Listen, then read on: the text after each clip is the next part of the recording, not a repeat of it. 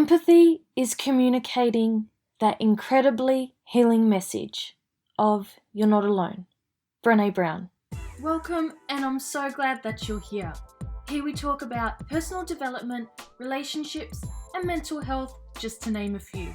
My name is Carmen, a registered counsellor who is passionate about coming alongside people. This podcast is designed to create a discussion and bring awareness around what matters most in life, and that includes you. The goal is that each episode will leave you feeling encouraged, equipped, and empowered so you can live your best life. Let's get started. Hello and welcome to another episode. How are you? I hope you've been keeping well and that you're having a good week, and wherever you are, that you're keeping safe. So while there can be a lot of uncertainty at this point in history, what are some things that we can do to walk alongside each other? So in this week's episode, we look at empathy. The Cambridge Dictionary defines empathy as the ability to share someone else's feelings or experiences by imagining what it would be like to be in that person's situation. Another way of putting it is placing ourselves in someone else's shoes. I came across a poem that I want to share with you. Morgan Harper writes on empathy in a way that can add some depth to the meaning of empathy. Here it goes. Let me hold the door for you. I may have never walked in your shoes, but I can see your soles are worn. Your strength is torn under the weight of a story I have never lived before. Let me hold the door for you. After all you've walked through, it's the least I can do. Have you ever been a receiver of empathy? What a precious gift it is. And have you ever given empathy? Perhaps we do and don't realize it, and maybe it's something that we practice and grow in and develop. I appreciate empathy because it's not about having the answers to fix someone else or their situation.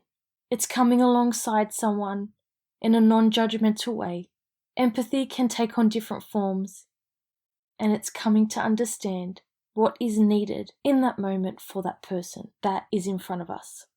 Brené Brown has done some great work around empathy and explains how we can miss the mark sometimes. She calls these empathy misses, and here they are in a nutshell. But before we do, the aim of this episode is to create an understanding, and it's purely for the sense of learning how to be more empathetic, which is it fair to say that we're all on that journey. Empathy miss number 1. Sympathy versus empathy. This can look like the friend who responds with sympathy. I feel so sorry for you, rather than empathy, which can sound like, I get it, I feel with you, and I've been there. Empathy miss number 2. The gasp and awe. The friend who hears your story and feels shame on your behalf. They may tell you how horrified you should be. Oh my gosh, I can't believe you did that. So when this happens, we feel the need to make the other person feel better, rather than asking for what we need, which is empathy. Empathy miss number 3. The mighty fall. The friend who sees who as perfect. They are so let down by your imperfections and disappointment in you, and it can sound like, I just never expected that from you. I didn't think you would ever be someone who didn't do well. What happened? Empathy miss number 4. The block and tackle. The friend who is so uncomfortable with vulnerability that they criticize you. What happened? What were you thinking? Empathy miss number 5. The boots and shovel. The friend who is all about making it better and out of their own discomfort refuses to acknowledge that you can actually make terrible choices. You're exaggerating. It wasn't that bad. You rock. You're perfect. Everybody loves you, is how this can sound. They are trying so hard to make you feel better that they are unable to connect with your emotions. Empathy myth number 6. If you think that's bad. The friend who confuses connection with the opportunity to one-up you. And this can sound like, that's nothing. Listen to what happened to me one time.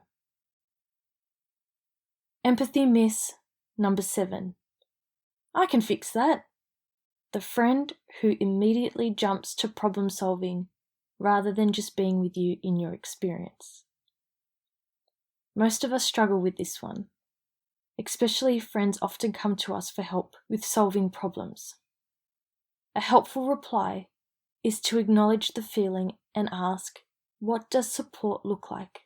This gives a person in struggle the opportunity to say, just listening helps, or can you help me figure this out? So, have you done any of these empathy misses yourself when trying to show empathy, or have you been on the receiving end of these? I can say for myself, yes and yes.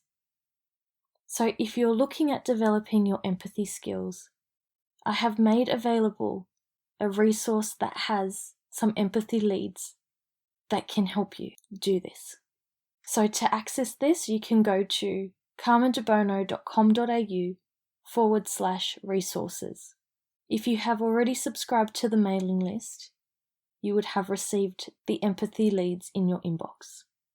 Before we part ways, remember that empathy is something that we grow in. Trying to understand someone's feelings and listening to others is powerful, and it can help strengthen our relationships. So until next time, you take care, and wishing you a fantastic week ahead. Bye for now. So that's it for today's episode. As always, I'm grateful for the opportunity to come alongside you.